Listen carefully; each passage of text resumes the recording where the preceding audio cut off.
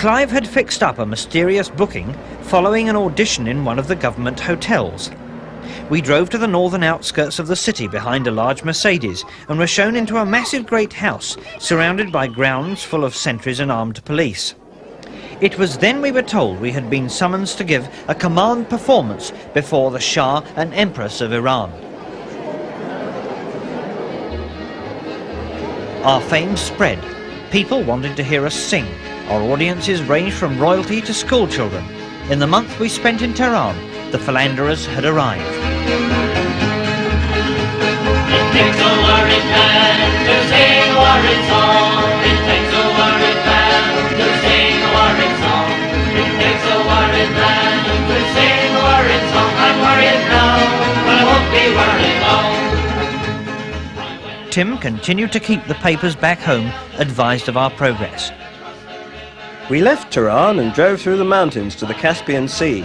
The northern route to Mashhad, 800 miles east of Tehran, grew worse as we left the mild influence of the lowlands. It takes a worried man to sing a worried song. Our original plan had been to drive through southern Iran to the border with Pakistan, but friends in Tehran had told us about the excellent modern road and spectacular scenery in Afghanistan.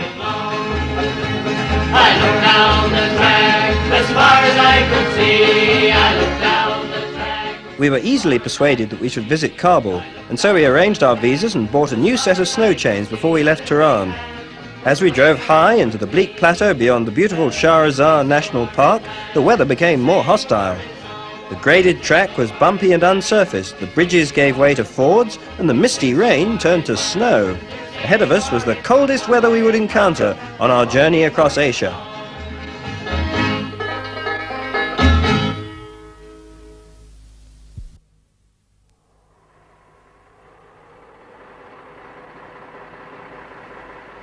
An overnight stop in northern Iran. With temperatures of -15 degrees, we kept the engine running continuously to prevent the oil and water freezing.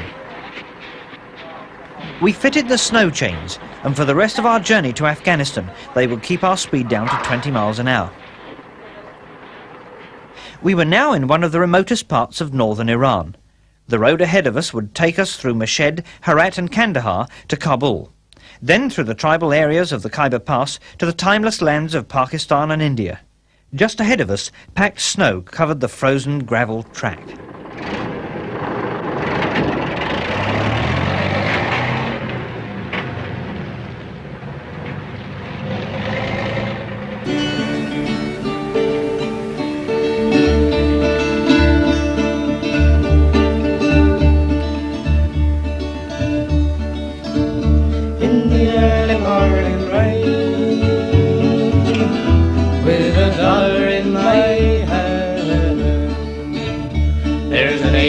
In my heart, and my pockets full of sand. I'm a long way from home,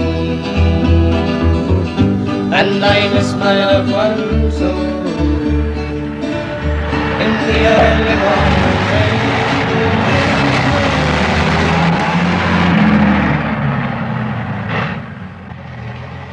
Later that day, we had to leave the road to get past a broken-down truck. Its springs had given way, and the overloaded body rested on the back wheels. To pass, we had to fill in and drive over a frozen gully and up a steep bank.